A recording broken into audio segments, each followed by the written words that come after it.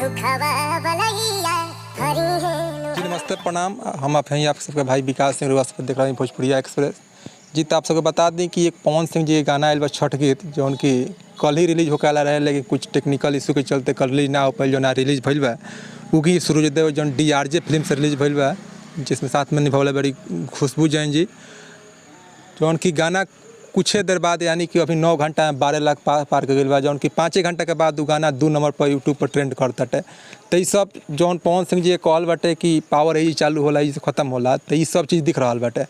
जौन कि 5-6 घंटा के बाद गाना ट्रेंडिंग में आयल बाटे और 2 नंबर पर मेन ट्रेंडिंग में ट्रेंड करता। तो आप सबसे ज़्यादा से ज़्यादा इस गाना के सुनी और काफ़ी भक्तिमय और बहुत अच्छा ये गाना भइल बाटे, जना में DRJ फिल्म से गाना आयल बाटे।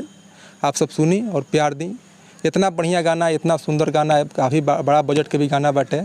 और आप सब सुनी जौन कि आज 5 या 6 घंटा के बाद ही गाना मेन ट्रेंडिंग में चलता, पूरा भारत में गाना ट्रेंड करता।